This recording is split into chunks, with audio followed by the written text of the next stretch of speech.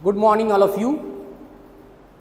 आज हम भारतीय संविधान पढ़ने जा रहे हैं, मतलब इंडियन पॉलिटी पढ़ने जा रहे हैं, इंडियन कॉन्स्टिट्यूशन पढ़ने जा रहे हैं। अब देखिए, दो बात मैंने कहा यहाँ पे, एक मैंने कहा इंडियन पॉलिटी और दूसरा मैंने कहा भारतीय संविधान। मतलब हम लोग क्या पढ़ेंगे? Indian polity and constitution. तो लिखते हैं, पहले क्या पढ़ेंगे हम लोग? Polity and constitution. Polity and constitution. अब समझेंगे क्या मतलब है दोनों का। पॉलिटी का मतलब होता है राज्य व्यवस्था, पॉलिटी का मतलब होता है राज्य व्यवस्था, ठीक है। इसका मतलब होता है संविधान, हम सभी जानते हैं। अब देखो, राज्य व्यवस्था का मतलब क्या हुआ? राज्य को चलाने वाली व्यवस्था, राज्य को चलाने वाली व्यवस्था। अब राज्य का मतलब क्या हुआ? राज्य का मतलब आप ये मत समझ लेना बिहार, झारखंड, यूपी, छत्तीसगढ़, मध्य प्रदेश, नहीं।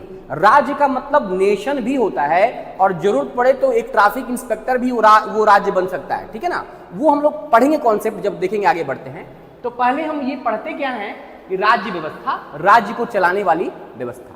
अब देखो, मैं जो टॉपिक पढ़ाने जा रहा हूं इस सभी के लिए इंपॉर्टेंट है, एक यूपीएससी के बच्चों के लिए भी, स्टेट पीसीएस के बच्चों के लिए भी, और जो वनडे एग्जाम भी देते हैं ना उनके लिए भी। क्यों? क्योंकि मैं जो आपको पढ़ाने जा रहा हूं अभी, वो आपको कंसेप्चुअल क्लैरिटी दे देगा। और ये बहुत सारे बच्चे बोलते हैं कि सर लक्ष्मीकांत पढ़े समझ में नहीं आया, बहुत सारी किताब पढ़ी समझ में आया। आप केवल थोड़ा सा फोकस कर दोगे ना तो क्लियर हो जाएगा कॉन्सेप्ट एक्चुअली क्या है हमारा संविधान, और तब मन लगने लगेगा, ठीक है। देखना केवल, ठीक है। तो क्या पढ़ रहे हैं हम लोग? राज्य व्यवस्था, मतलब राज्य को चलाने वाली व्यवस्था। मैं बार बार रिपीट कर रहा हूं तो दिमाग में आपका चले जाए, ठीक है। देखिए, राज्य को चलाता कैसे, व्यवस्था क्या है भारतीय राज्य को, चाहे किसी भी राज्य को चलाने का। एक है लेजिस्लेचर, एक होता है लेजिस्लेचर, मतलब विधायिका। विधायिका क्या करती है? विधायिका क्या करती है? लॉ बनाती है। क्या करती है वो? लॉ बनाती है। कौन आएगा विधायिका में? इसमें आएगा मेनली अगर कहो तो लोकसभा एंड राज्यसभा, ठीक है। लेजिस्लेचर में क्या आएगा? मेनली लोकसभा और राज्यसभा आएगा विधायिका में, लेजिस्लेचर में। लेकिन विधायिका में भी दो पार्ट हो जाएंगे एक प्रकार। एक क्या हो गया तो आपका लोकसभा, राज्यसभा, और जब पार्लियामेंट की बात करेंगे इंडियन पार्लियामेंट में तो उसमें प्रेसिडेंट भी आते हैं, उसको हम लोग बाद में समझेंगे, ठीक है ना।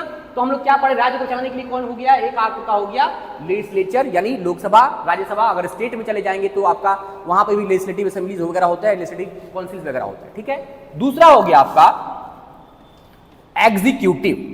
एग्जीक्यूटिव क्या करती है? एग्जीक्यूटिव कहते हैं कार्यपालिका। कार्यपालिका, जो बच्चे हिंदी मीडियम के हैं उनके लिए भी मैं लिख दे रहा हूं कार्यपालिका, मतलब कार्य को पालन करते हैं वो लोग, ठीक है ना, पालन करवाते हैं, ठीक है। तो ये एग्जीक्यूटिव है। एग्जीक्यूटिव में दो प्रकार के एग्जीक्यूटिव होते हैं। एक होते हैं परमानेंट एग्जीक्यूटिव। कौन होते हैं? Permanent executive. परमानेंट एग्जीक्यूटिव होते हैं, और दूसरे होते हैं टेम्पोररी एग्जीक्यूटिव। कौन होते हैं? Temporary executive. टेम्पोररी एग्जीक्यूटिव कौन? परमानेंट एग्जीक्यूटिव कौन हुए? परमानेंट एग्जीक्यूटिव मान लो फॉर एग्जांपल आप लोग पढ़ोगे तो डीएम बनोगे, तो डीएम साहब क्या हो गए? Permanent executive. क्योंकि ये बहाली से आएंगे, भर्ती से आएंगे, अब उसके बाद में क्या होगा, ये अपना कार्यकाल जब तक भी अनटिल दुर्भाग्यपूर्ण बस उनको डिसमिस नहीं कर दिया जाए तब तक ये क्या होंगे, अपना कार्य को कंटिन्यू करेंगे, इसलिए परमानेंट है। टेम्पोररी कौन हो गए? टेम्पोररी हो गए काउंसिल ऑफ मिनिस्टर, जो मंत्रालय में जो लोग मंत्रियों का मंत्री परिषद में जाकर के वहां शपथ लेते हैं ना, वो प्राइम मिनिस्टर भी देखिएगा काउंसिल ऑफ मिनिस्टर की पार्ट है, ये भी याद रखना है, ठीक है। देखेंगे हम लोग, ठीक है। तो एक हो गया क्या? एग्जीक्यूटिव। तीसरा क्या होता है? तीसरा होता है जुडिशियरी। तीसरा क्या होता है? जुडिशियरी होता है। जुडिशियरी मतलब क्या हो गया?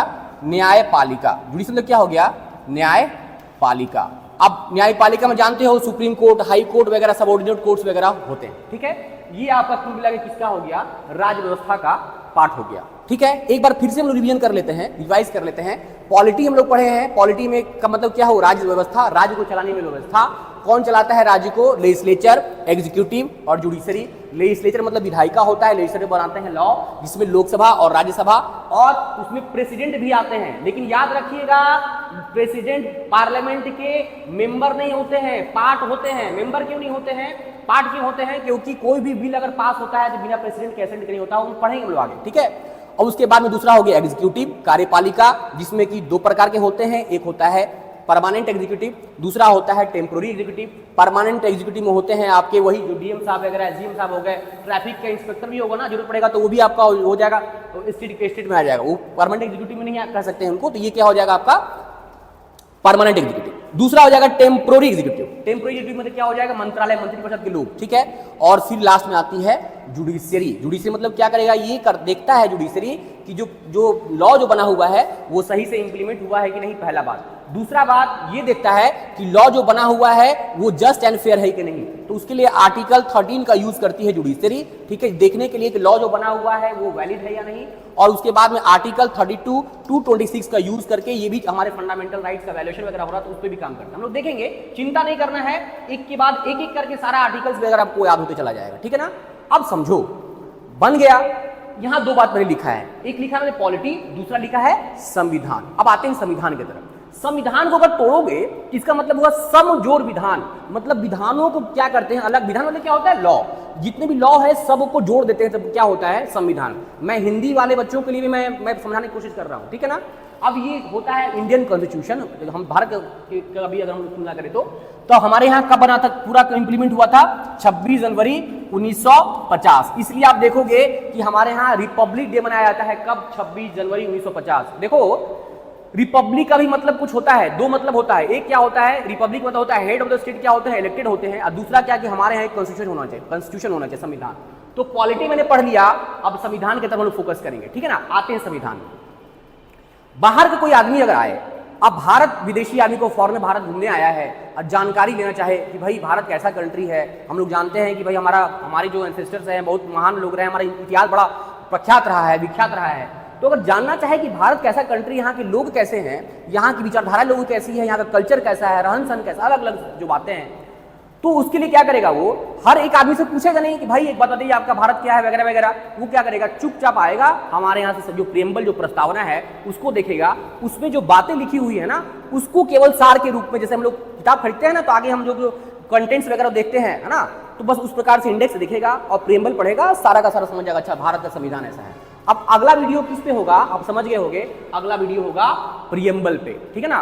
भारत का जो प्रियम्बल है, प्रस्तावना है, उस पे होगा, ठीक है ना। तो नेक्स्ट वीडियो में मिलते हैं। अब इसको आप लोग कोशिश, जो बच्चे चाहें तो इसका स्क्रीनशॉट भी ले सकते हैं, ठीक है ना। थोड़ा देर में यहाँ साइड हो जाता हूँ, बहुत इंपॉर्टेंट है। मिलते हैं नेक्स्ट वीडियो में। Till then goodbye, take care.